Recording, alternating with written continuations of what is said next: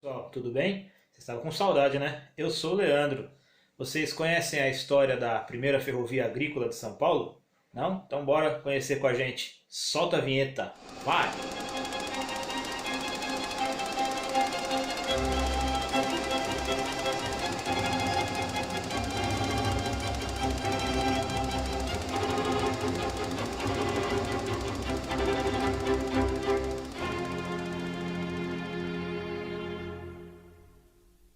Vou contar hoje a respeito da história da primeira ferrovia agrícola do estado de São Paulo, né? A primeira ferrovia realmente, assim, em essência, cata café, né?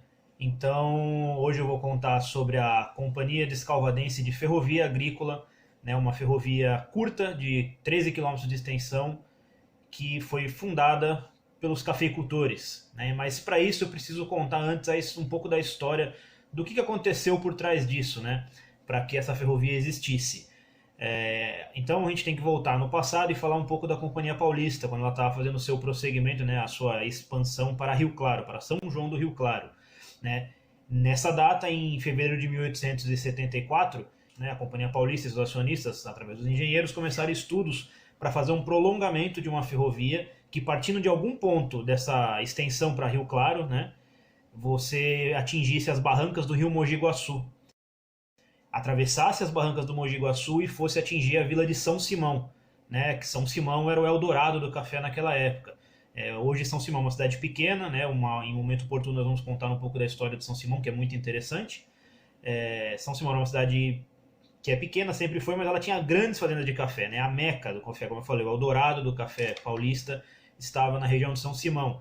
Tanto é que Ribeirão Preto cresce após isso, né? Ribeirão Preto pertencia a São Simão, era um distrito de São Simão, assim como Cravinhos também era, né? São três cidades importantíssimas ali da região central do estado de São Paulo e importantíssimas por período do café.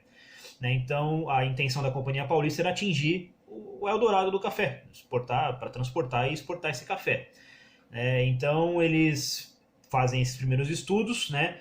E em maio de 1875, eles firmam um acordo com o governo provincial para poder fazer essa exploração. Então, ao chegar em Porto Ferreira, em 1880, em janeiro de 1880, a Paulista entra num impasse, numa briga judicial com a Companhia Mogiana, né, por conta de que ela já estava do outro lado da margem do rio Mogi e ela alegava que aquela zona de privilégio era dela, né, e a Paulista não poderia invadi-la.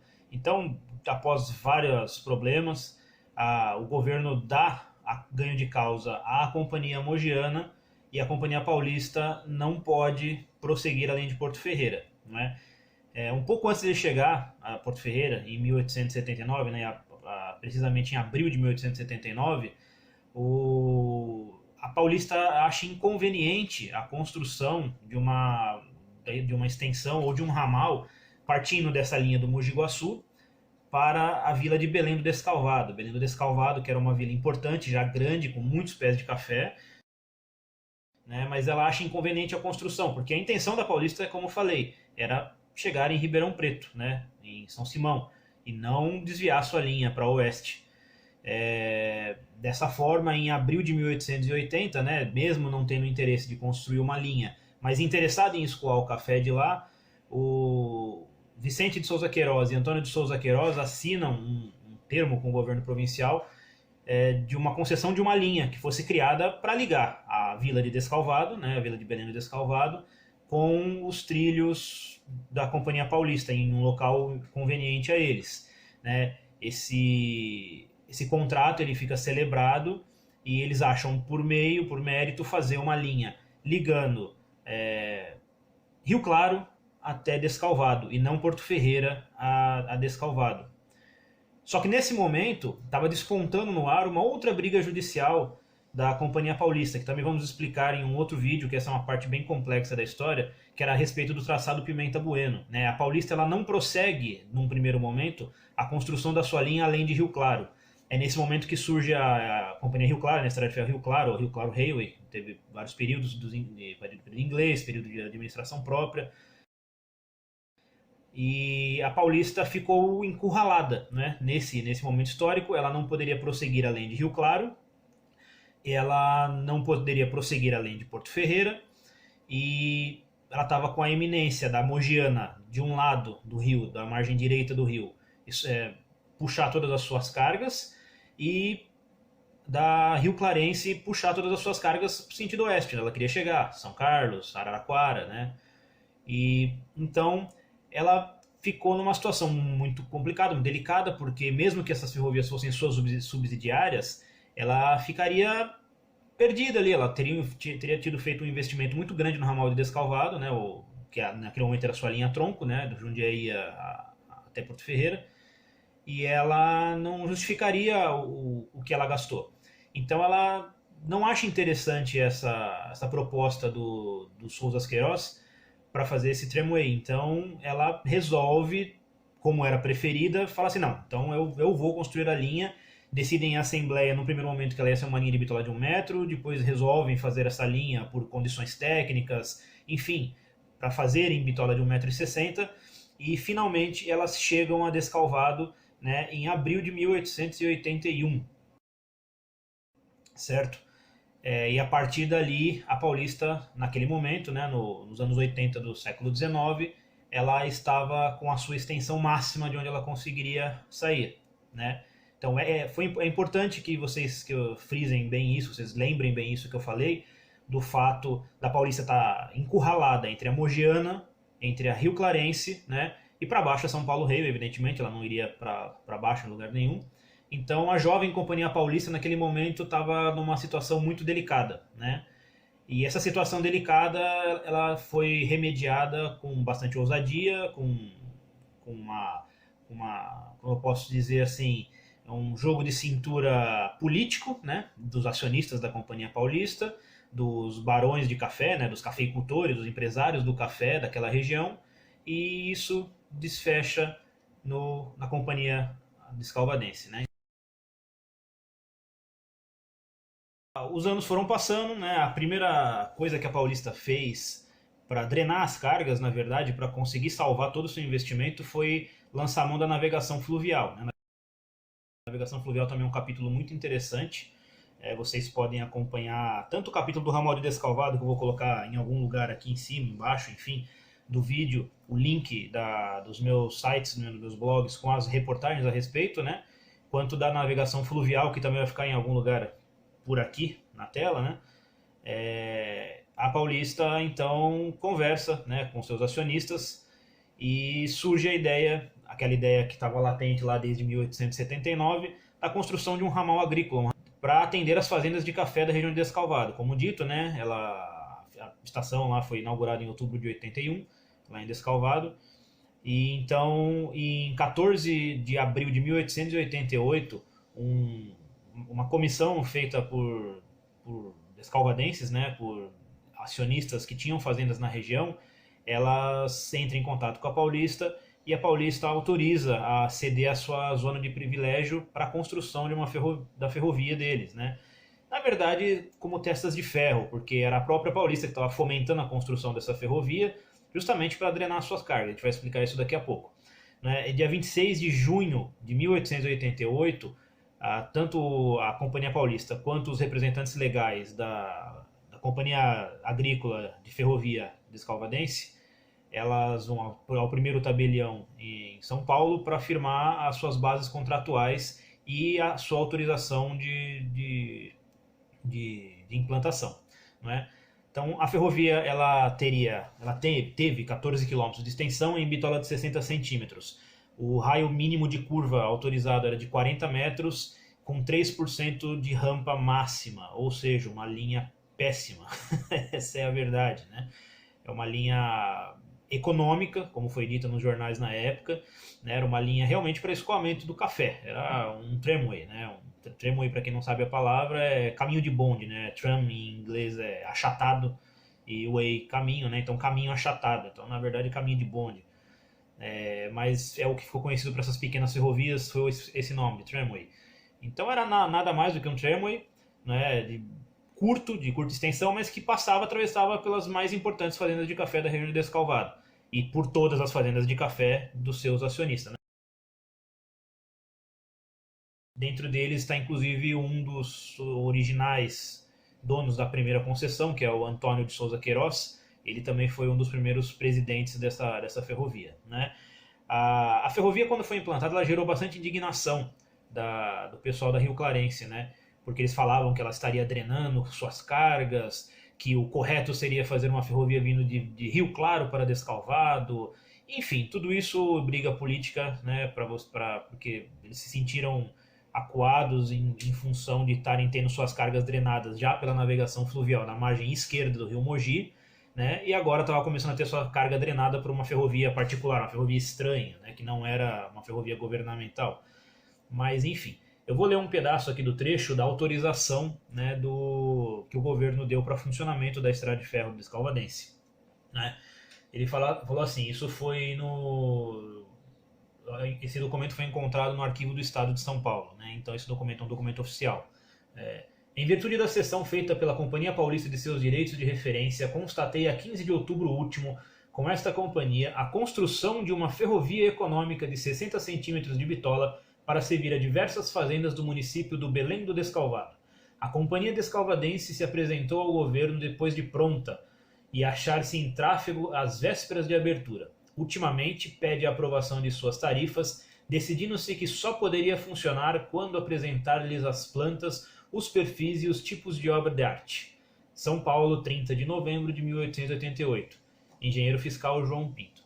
Então, nesse documento, o que dá a nos entender é que a Paulista já tinha construído essa ferrovia, né, por baixo dos panos para os seus acionistas, né? E ela fez todo esse teatro, vamos assim dizer, né? Mas para oficializar isso daí, para poder implantar oficialmente a estrada de ferro. Então, como foi dito lá em 1888, em novembro, ela já estava pronta e funcionando, né?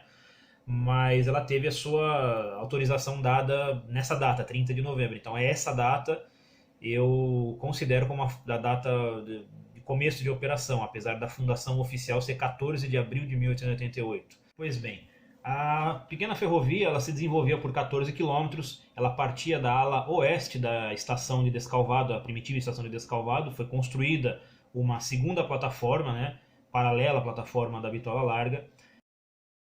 A ferrovia ela saía da estação de Descalvado, da Companhia Paulista, e ela ia serpenteando o vale do Ribeirão Bonito até chegar nas colinas no encontro da garganta do Ribeirão do Pântano, né? Nessa lugar ela fazia uma enorme curva para a esquerda, né? E atravessava uma pequena serra que tem ali Descalvado, que eu não sei o nome, e atingia a fazenda São Miguel.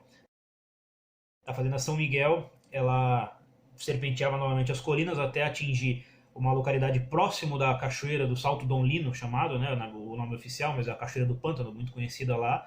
Ali ela fazia mais uma vez uma curva à esquerda, nos campos que separavam ali a garganta do Ribeirão do Pântano até a Serra do Descalvado, né, ela ia até encontrar a então estação da Aurora, que ficava nas terras da fazenda Montevidéu, muito próximo com a fazenda Bela Aliança, né?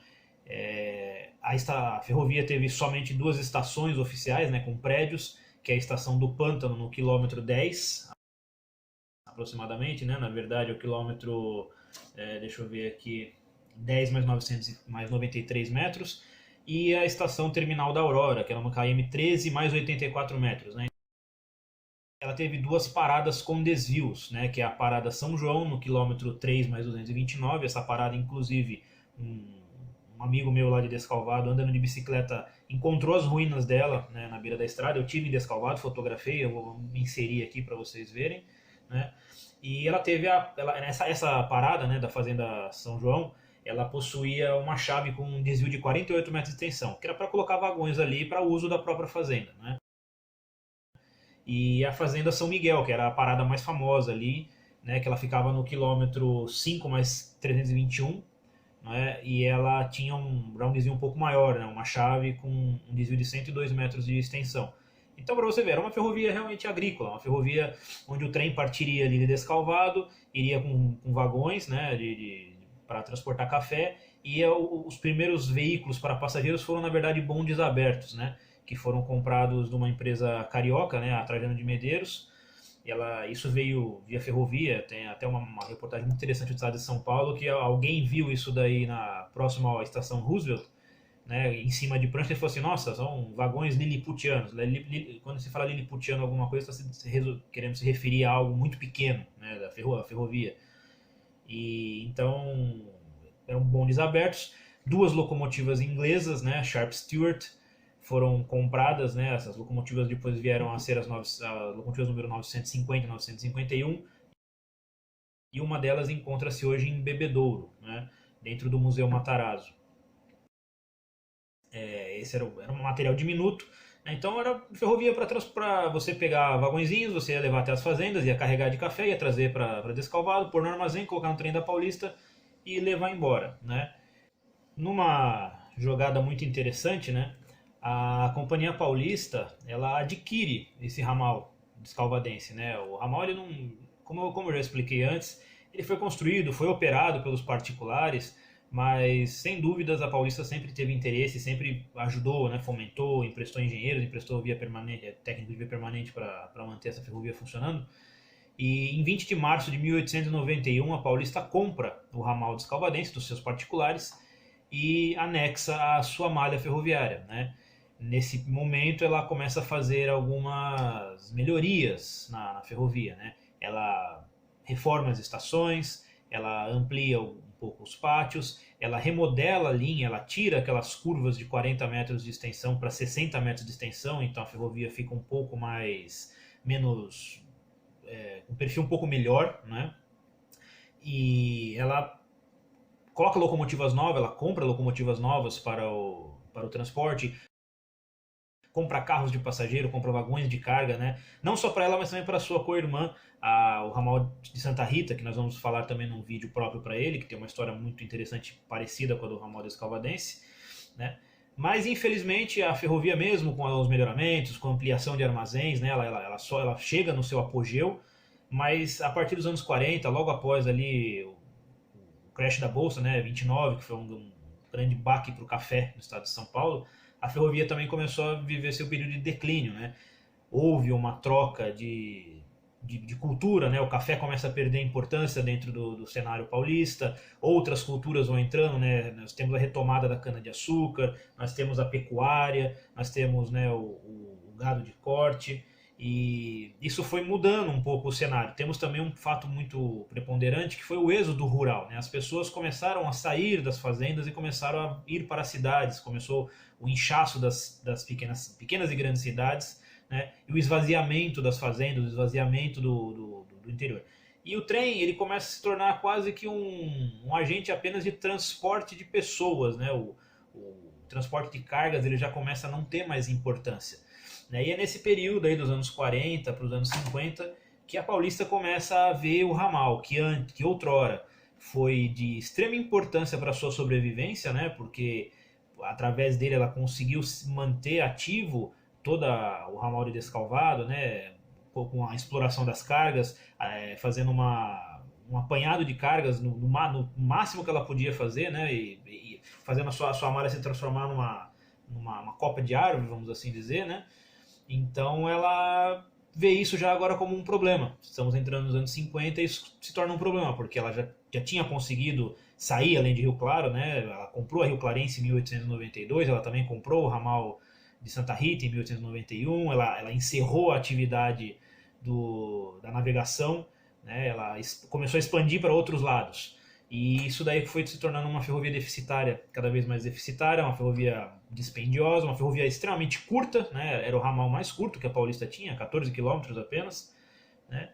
E ela começa a se ver numa situação de querer fechar, né? Porque a Paulista sempre foi muito prática, se importou muito com o seu custeio, e a partir dali do meio dos anos 50, né, quando o governo em 56 lança a mão de uma lei, essa lei de 1955, né, a lei número 2698 de 27 de dezembro de 1955, que dizia que toda a empresa ferroviária que quisesse transformar o leito dos seus ramais deficitários em estradas de rodagem seria desonerada de pagamento de multas e ajuda de custo na demolição desse trecho. Então isso interessou muito as ferrovias. Então a partir de 1955, aqui em São Paulo e no Brasil inteiro, mas em São Paulo especificamente, houveram o começo do apocalipse dos pequenos ramais, né?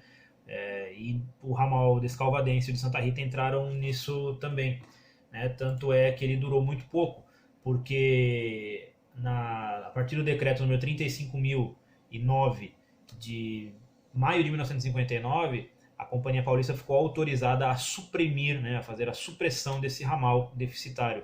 Então, após o decreto, né, de 1959, a Paulista se prepara, faz o que tem que fazer, e em 14 de janeiro de 1960, o representante da Companhia Paulista, o senhor Jaime Pinheiro de Ulloa Sintra, ele recebe a autorização do governador Carvalho Pinto para supressão do ramal de Descalvado, né, o ramal Descalvadense e o ramal de Santa Rita, ambos em bitola de 60 centímetros, e ele pede que o ramal seja erradicado em até 10 dias após a instalação de um serviço rodoviário, que na verdade são ônibus, né, uma parceria com a prefeitura municipal, enfim.